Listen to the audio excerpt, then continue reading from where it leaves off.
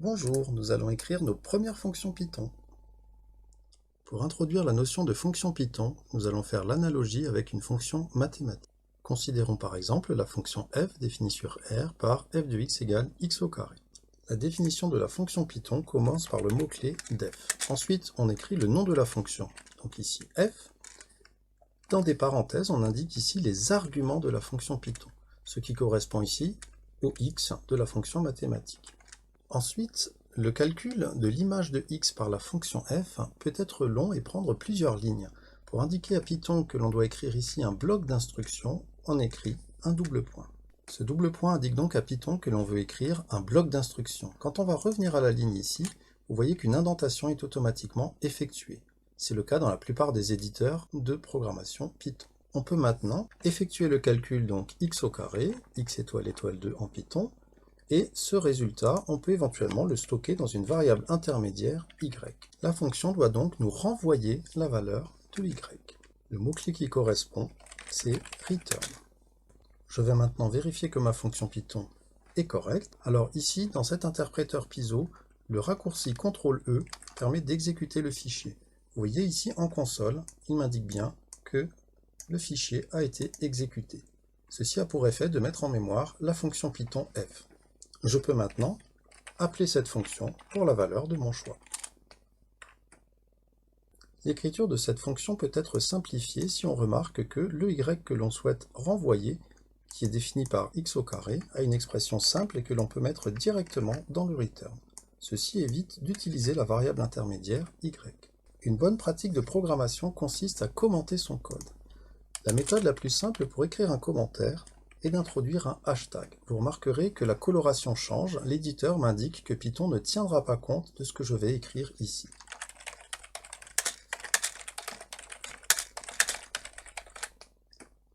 Pour écrire un commentaire pour une fonction, il existe une autre méthode qui consiste à écrire une chaîne de caractères juste en dessous de sa définition, ici. Donc par exemple, fonction qui calcule le carré de x. Je vais maintenant retester mon fichier avec ces modifications. Alors attention, important, je refais un CTRL-E pour réexécuter mon fichier. De cette façon, l'ancienne fonction f vient d'être écrasée par la nouvelle définition que je viens de donner. Si maintenant je reteste la fonction f pour une valeur, par exemple 5, eh bien je vois que cela fonctionne toujours. Et maintenant, regardez, je peux demander de l'information sur ma fonction f et je retrouve le texte que j'avais mis en commentaire. Dans un contexte géométrique, je peux considérer que cette fonction f que je viens de définir me permet de calculer l'aire d'un carré de côté x. Si je veux insister sur ce caractère géométrique, je peux modifier bien sûr le nom de ma fonction. Il faut éviter les accents et les espaces dans les noms de fonctions. Vous pouvez utiliser le tiret bas qui se trouve au niveau de la touche 8 de votre clavier ou de la plupart des claviers pour espacer les mots. Petit travail à présent, nous allons écrire une fonction Python qui permet de calculer l'aire d'un rectangle de dimension petit l et grand L. Petit aide pour ce travail, vous allez avoir plusieurs arguments à donner à votre fonction. Vous les séparez d'une virgule. Vous mettez la pause et on se retrouve pour vérification. Et voilà, vous remarquerez que j'ai ici mis un commentaire sur plusieurs lignes, ce que j'ai pu faire en triplant les guillemets ouvrants et fermants. N'hésitez pas à tester votre fonction en console. Petite remarque sur les variables petit l et grand L qui apparaissent dans cette fonction, ce sont des variables internes à la fonction. Lorsque j'appelle la fonction rRectangle, il n'est pas nécessaire que les variables que j'utilise portent ce nom.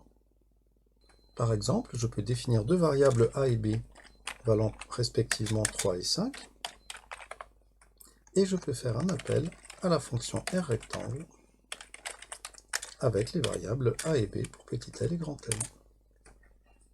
Nous allons maintenant écrire des fonctions Python qui permettent de calculer le volume d'un parallélépipède rectangle, l'aire d'un disque de rayon R, le volume d'un cylindre et le volume d'un cône. Pour ce travail, nous allons avoir besoin de la valeur approchée de pi. Cette valeur approchée de pi est accessible dans une bibliothèque appelée math.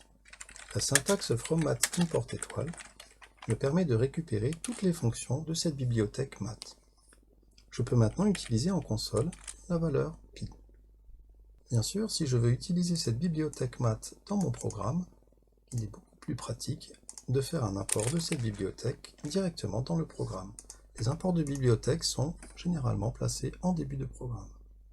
C'est maintenant le moment de mettre la pause pour chercher un formulaire si vous avez oublié toutes ces formules et surtout écrire ces fonctions Python. Vérifions rapidement, le volume d'un parallélépipède, c'est donc le produit des trois dimensions de ce parallélépipède, l'aire du disque pi fois r au carré, le volume du cylindre pi fois r au carré qui est l'aire de la base multiplié par la hauteur, et le volume du cône pi fois r au carré qui est l'aire de la base fois la hauteur divisé par 3. Intéressons-nous maintenant plus particulièrement au volume du parallélépipède. On peut vérifier rapidement, après avoir exécuté le fichier, que le volume se calcule. Si on rappelle que cette formule du volume est en fait l'aire du rectangle de base multiplié par la hauteur du parallélépipède, on voit que l'on peut effectuer un appel à la fonction que nous avions écrite précédemment qui calcule justement l'aire d'un rectangle. Ainsi, je peux remplacer petit l fois grand L par un appel à ma fonction rRectangle en précisant les arguments petit l et grand L. Ici, ils portent le même nom, mais évidemment, ça aurait fonctionné également si les arguments que j'utilise dans ma fonction volume parallélépipède n'étaient pas les mêmes que dans la fonction rRectangle. Je peux maintenant réexécuter mon fichier et refaire un appel à la fonction pour constater que ça donne bien le même résultat. À titre d'entraînement, vous pouvez rapidement modifier les fonctions suivantes pour essayer de faire des appels aux fonctions précédentes.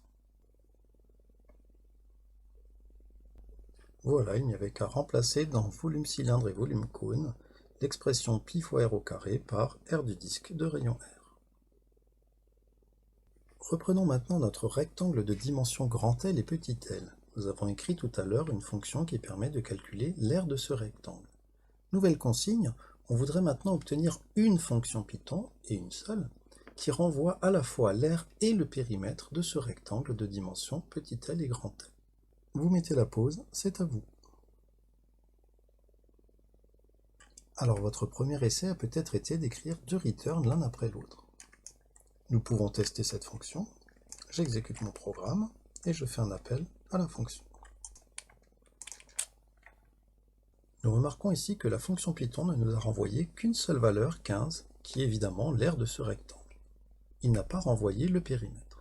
Pour comprendre, il faut se souvenir de l'analogie que nous avons faite au début de cette vidéo entre une fonction Python et une fonction mathématique. Pour une fonction mathématique, une image est unique. Il en est de même pour une fonction Python. Ainsi, la fonction Python, quand elle rencontre un return dans son exécution, elle s'interrompt. Dès qu'elle renvoie une valeur, elle s'interrompt. Ici, nous voyons donc que la ligne return 2 fois petit l plus grand L ne sera jamais exécutée parce que la fonction aura d'abord renvoyé petit l fois grand L et se sera donc interrompue sur cette ligne. Pour contourner cette difficulté, nous allons créer une fonction Python qui renvoie un objet qui contient les deux valeurs souhaitées. Ici, le plus simple est de créer un couple dans lequel on indique petit l fois grand L et 2 fois petit l plus grand L, qui sont respectivement les valeurs de l'aire et du périmètre. Je vais maintenant retester cette nouvelle fonction et j'obtiens bien les deux valeurs souhaitées. Notons qu'on pouvait se passer des parenthèses dans le renvoi. À partir du moment où nous séparons par une virgule, la fonction donnera le même résultat. Je teste à nouveau. Vous remarquerez que Python a mis de lui-même les parenthèses pour obtenir une structure similaire à la précédente. Vous savez maintenant écrire une fonction Python. C'est tout pour cette fois.